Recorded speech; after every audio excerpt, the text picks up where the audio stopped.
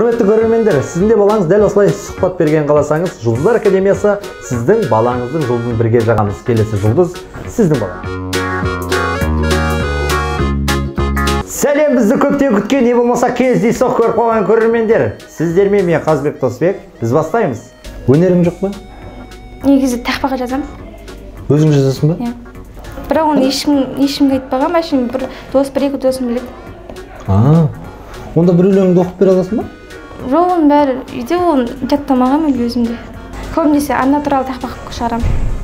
Анам менің, ана деген қасиетті сөздесті деп ба? Жекежан сияқты актер боламын дейді. Біздің Нұрзат аяғымды көтере аламын дейді. Қай жерге дейін көтеретінін көрейік. Ау, аяғын көтерсің? аяғымен қатышып қайтты. Жеже көтере алады екенсіз. Ән айта аласың ба? Айта алам. Айтып бересің ба? Айыбы, әңгіменің тазасы, Жұмабектің бажасы, қолында бар қызғалдақ жұлтты оны қызғарынап, сондай өлең. Мен Жұмабектің бажасы сұрау, басқа өлең білем. Қандай? Бәрі бір Жұмабектің бажасыман деген. Тамаша. Ал, жалпы қызғалдақты жұлуға бола ма? Жоқ, болмайды. Сен 30 жасқа келгенде не істейсің? Балдарды оқытам. Сосын балдар шуласа ұсам. Ол кезде жұмыс істеп жүремін. Өз өмірімді жалғастырып. Жұмыс істеймін, одан бөлек үйленесің ба? Қанша жаста? Мен бір 23, 22 или 25 жасқа едім. 23-те кетіп қалдың десей. 30 жасқа келгенде тағам сияқты ақын болғым келеді. Тағам ақын ба? Тағам оқымысты. Өнер академиясын бітірген. Кім деген? Нұрбек Бүркітбаев. Кітап жазды. Қош. Мен де сол тағам сияқты білімді болғым келеді. Болашағым болады. Қанша болашағы? Білмеймін.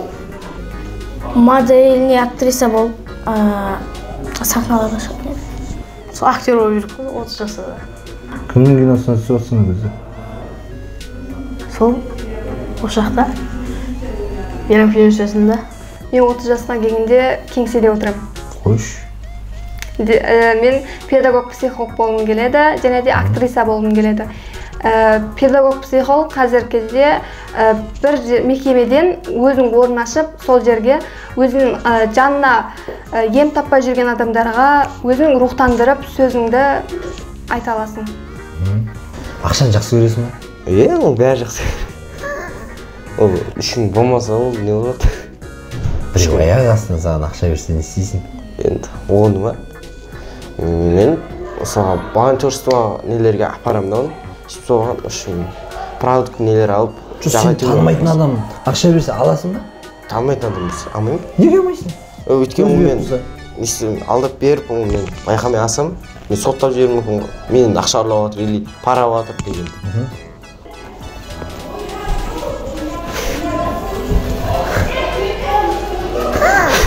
Саған ата-анаң кез келген нәрсені айтшы, Тамила, саған істеп береміз деп. Мүмкіндік беріп жатса, ең бірінші нені істетесің? Мен кино. Киноға түсейінші деп, соны істетіп алатын мен. Тамаша. Ал егер сен бізге модель болып қонаққа келсең, өз-өзіңді қалай істейтін қазір? Мен ба? Сол әдемі көріну үшін тігіп киемін. Сұлу болып келейін ба? Ал саған ата-анаң айтса, Үміт, бүгін кез келген нәрсені айта бер, барлығын сен не айтасың, соның бәрін істейміз. Бүгін саған сондай мүмкіндік деген мүмкіндік берілсе. Бірінші нені істетесің?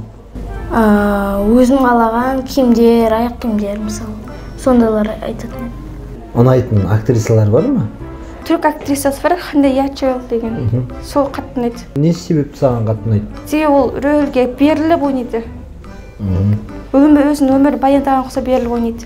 Актриса болғандықтан ол кәдімгі рөлге беріліп, соның ішінде жүрген сияқты ойнасаң, ол кино жақсы шығады деп ойлаймын. Сол сияқты болғым келеді дейді. Джеки Чан? Иә. Несімен ұнайды? Ол трюктері, нелері мықты да. Тез қимылдайды. Шымыр, күшігі, в общем. Негізі еңбекқор актер ғой. Иә. ешқандай басқа актерлар сияқты орнына біреуді қойып емес, қандай қиыншылық болса да өзі ойнайтын, өзінің мына киноға деген жанын берген актер, сол себепті саған ұнайды, иә? Тамаша таңдау. Менікі орыс әнші. Кім? Лабада деген қыз. Не себепті Лабада? Өйткені әндері ұнайды, дауысы да ұнайды, келбеті де ұнайды. Актрисалардан Мадина Оспан, Дариға Бадықова, сосын Гүлнәр Жоланова. Олар несімен ұнайды? Мадина Оспан сән келтіріп ойнайды, шынайы қып. Ал Дариға Бадықова да дәл солай образға кіріп ойнайды, шынайылығын көрсетіп ойнайды. Ұлсауыт па? Иә. Қылышбек деп. Иә. Ал Гүлнәр Жоланова ол сұлулығымен ойнайды маған. Камшат Жолдыбаева. Камшат Жолдыбаева? Ол не үшін ұнайды? Білмеймін. Ұнайды әйтеуір. Ойнаған рөлдері. Камшат Жолдыбаева негізі қызығатын актриса ма? Білмеймін, маған солай ұнайды. Сол Сафия дегендер. Сафия неге ұнайды? Сол мінезімен. Мен көбінесе түріктерге қызығамын, және де түріктерде Неслихан деген актриса өте қатты ұнайды. Себебі ол сахнада өз-өзін, кинода өз-өзін жақсы ұстай алады. Бай болсын, кедей болсын, жақсы болсын, жаман болсын, өзіне берілген рөлді жақсы сомдай алады. Сен де өлең оқисың ба? Иә. Өлең оқып берші бізге. Шаттанып күлгенім, мақтанып жүргенім, егемен елімнің жеңісі. Ғаламды білгенім, жақсы өмір сүргенім, кең байтақ жерімнің жемісі. Қазағым, елбасты байлығым, жасай бер асқақты айбыным. Тәуелсіз қазақтың қызымын, Әлия Мәншүктің ізімін. Көк туы жайнаған, бұлбұлы сайраған, туған ел бітпесін қызығың. Тәуелсіз қазақтың қызымын, Әлия Мәншүктің ізімін. Көк туы жайнаған, бұлбұлы сайраған, туған ел бітпесін қызығың. Күшті! Не деген тамаша, иә? Бұл өнер қайдан келді сонда? Сол нағашыңнан келді ма? Анамнан келді. Анаңнан келді ма? Анаң әнші ма? Мен әнші болған, ән айтады ғой. Ән айта алады, дауысы жақсы. Сенің бір құрбың ше? Сенің ақшаңды және ойыншықтарын тартып алса, қанша уақыт араласпай қоясың? Қайтып бердім. Сәл ойнайда берді. Сосын мама шақырды, кетіп қалады. Сосын біз үйге кіреміз, шәмісті жоқтан сабаққа барамыз. Бұл до конца араласпай кетесің ғой. Қойшы неге? Енді ол маған сатқын жасап тұр. Жарты жолын лақтырып кетсе. Иә, бір рет сені тартып алады, өмір бақиға сенімен араласпай ма? Жоғын бір тартып алса енді өтірік байқамағансып енді қоямын мақұл деп. Екі бір іш болғасын же өзіңді не істейсің ғой. Қояй дейсің ба? Иә. Бір аптадай шығар. Бір аптадан кейін кешіре саласың ба? Кешіремін. Иә, кешірем. Болды, дос болмаймын ғой. Қойшы, неге? Сол. Бір апта. Неге бір апта? Өйткені мен жақын дос. Бір аптадан кейін ұмытып кетесің бе бәрін? Сафия саған ұнай ма? Жоқ. Үлкен ғой мен. Иә. Үлкен болмағанда ұнайтын бе еді? Ұнай береді ол.